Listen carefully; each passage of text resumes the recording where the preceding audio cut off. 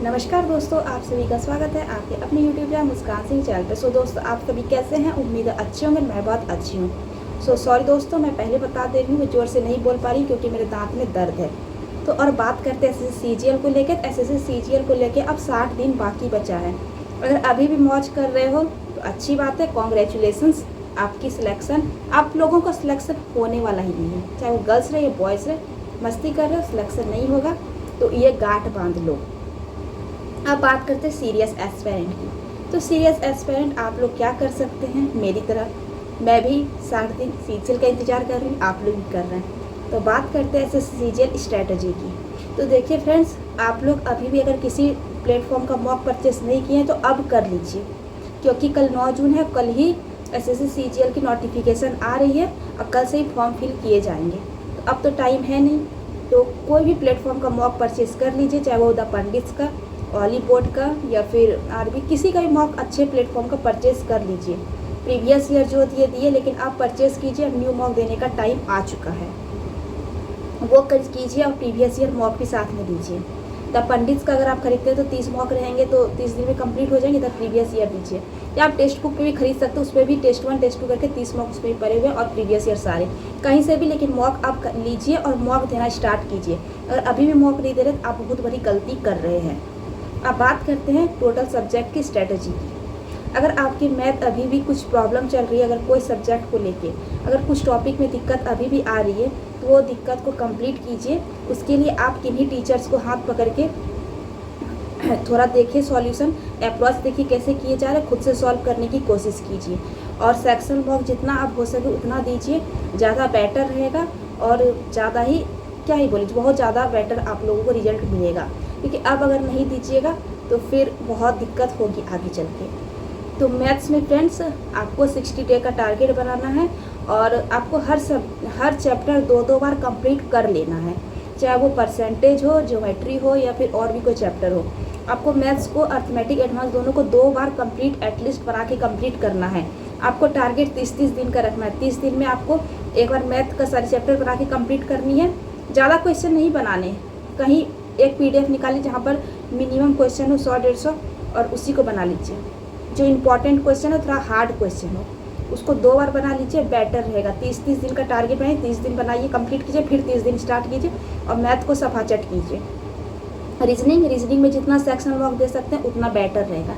जितना sectional mock दीजिएगा उतने आपके स्कोर इंप्रूव होंगे। रीजनिंग में कोई बड़ी बात नहीं है 50 से 50 लाना, और सीजीएल में तो बिल्कुल भी बड़ी बात नहीं है।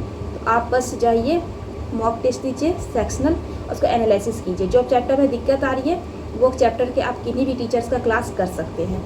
इंग्लिश में देखिए फ्रेंड्स, बहुत बच्चे की प्रॉब्लम है, दीदी स्कोर नहीं आ रहे हैं। तो इंग्लिश में आपको बस कुछ नहीं करना है, बस इंग्लिश में आपको सेक्शनल मॉक अब देना है। सेक्शनल मॉक जितना दीजिएगा उतना बेटर रहेगा। सेक्शनल मॉक भी देना, उसके बाद आपको पिनैकल की बुक, उसकी पीडीएफ मैंने टेलीग्राम पे डाली हुई है, डिस्क्रिप्शन बॉक्स में लिंक है, जाइए ज्वाइन होइए और जाके डाउनलोड कीजिए पीडीएफ और बनाइए। अगर अब नहीं बनाइएगा तो कब बनाइएगा? 60 दिन में वो बुक एटलीस्ट कंप्लीट कर लीजिए। उसमें cloze test, error, sentence improvement, vocabulary, सारे चीज़ सब कुछ दिए हुए हैं। जाइए वो बुक को एक बार कंप्लीट कर लीजिए, 60 दिन के अंदर आराम से कंप्लीट हो जाएंगे। जाइए कंप्लीट कीजिए, उसको पढ़ लीजिए, बेटर रहेगा। और जितना सेक्शनल मॉक हो सकता है इम्प्रूव कीजिए। डेली वोकेबलरी आपको 50-50 टारगेट बनाना है, 1 वर्ड ईडियम को लेके। और आपको एंटोसाइनो को भी याद करनी है। एंटोसाइनो तो मैंने जयदीप सर से की है, तो मैं डेली 2 से 3 क्लास याद करती हूँ। आप लोग जहाँ से भी किए हैं उसके भी टारगेट बनाइए कि 25 वर्ड पर हमको याद करने हैं, तो उसको याद करके ही कंप्लीट कीजिए।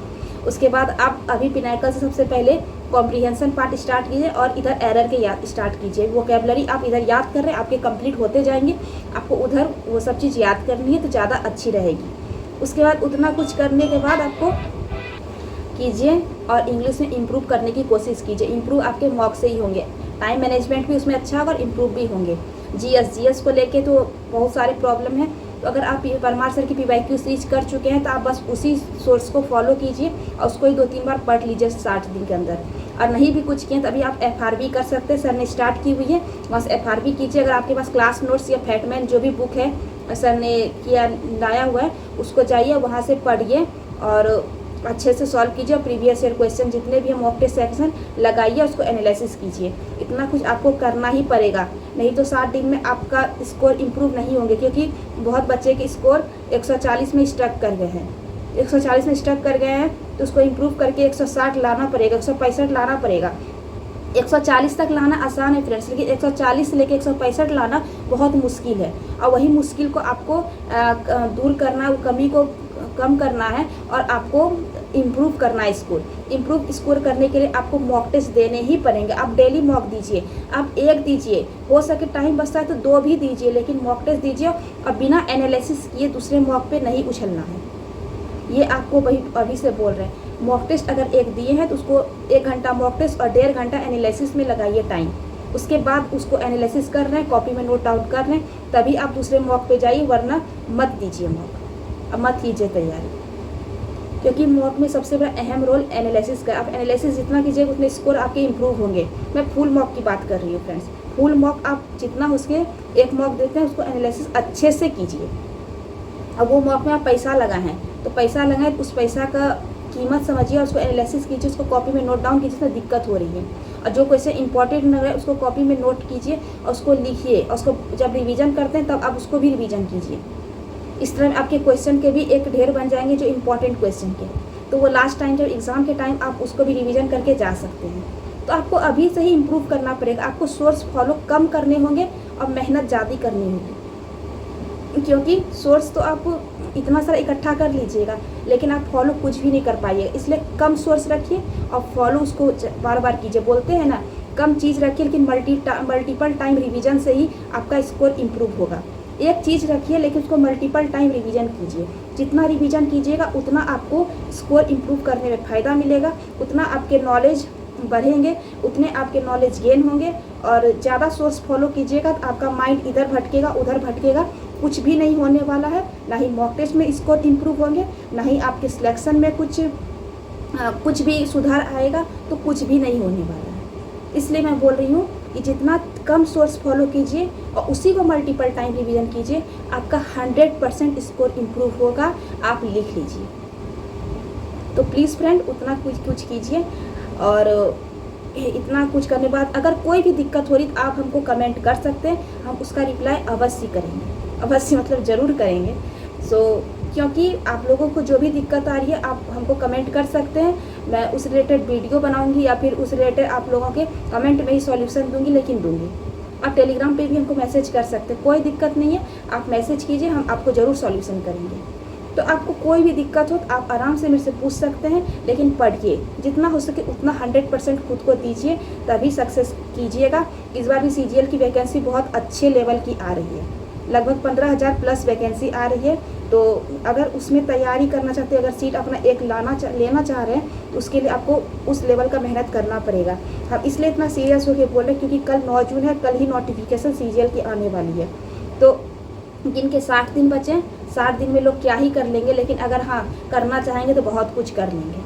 तो उतना कुछ करने के लिए आपको उतना मेहनत करनी पड़ेगी, क्या समझे? उतना कीजिए। आगे तो भगवान की मर्जी, लेकिन आप अगर करके आए, आप अपना 100% दे के आए, अगर आप अच्छे से अटेम्प्ट करके आए क्वेश्चन, तो फिर क्या ही दिक्कत है, सिलेक्शन तो होगा ही। तो और ऊपर से फ्रेंड्स मॉक में एक कला जान लीजिए, आपको हार्ड क्वेश्चन को तुरंत ही स्क्रॉल कर देना, आगे बढ़ा देनी है। उसको आप सेकंड टाइम में बनाइए, फर्स्ट टाइम में जो बन रहे हैं उसको फटाफट बना के ख़त्म कीजिए। वरना आप एक क्वेश्चन को 3 से 4 मिनट दीजिएगा तो आपके ऐसे भी सिलेक्शन नहीं होगी, क्योंकि आपको उस अप्रोच पे नहीं आना पड़ रहा है। तो अभी से इसलिए बोल रहे हैं कि मॉक दीजिए, ताकि आपको वो सब चीज़ का एक्सपीरियंस मिले कि हार्ड क्वेश्चन तो उसको फटाक से हटा देना, स्क्रॉल कर देना, आगे बढ़ जाना है, और उसको सेकेंड टाइम में रिविजन के टाइम में फिर से बनाना है। फर्स्ट टाइम में जो इजी क्वेश्चन जो आपको लग रहे हैं जो बन जाएंगे 20 से 40 सेकेंड के अंदर, तो उसको बना के पहले ख़त्म कीजिए। फिर जो क्वेश्चन बचते हैं उसको दूसरे टाइम में बनाइए, तो ये बेटर रहेगा। और आप जो भी सब्जेक्ट पहले बना सकते हैं उसमें कोई दिक्कत नहीं। आपकी पसंद की चीज़ है कि आपको सबसे पहले मॉक में किस सब्जेक्ट को बनानी है। हम तो सबसे पहले रीजनिंग बनाते हैं, आप लोग जिस सब्जेक्ट को बना सकते हैं, कोई दिक्कत नहीं है, बस बनाइए, अच्छे से अटैम्प्ट लीजिए। उम्मीद है वीडियो अच्छी लगी होगी। अगर वीडियो अच्छी लगी होगी तो प्लीज़ वीडियो को लाइक कर दीजिएगा। बहुत मेहनत लगती है फ्रेंड्स आप लोगों के लिए वीडियो बनाने में। अच्छा, लोगों को शेयर भी कीजिए ताकि जिनको ज़रूरत हो वो फॉलो कर सकते हैं। और चैनल को सब्सक्राइब कर सकते हैं ऐसे ही वीडियो पाने के लिए। मिलेंगे नेक्स्ट वीडियो में फ्रेंड्स, तब तक के लिए धन्यवाद।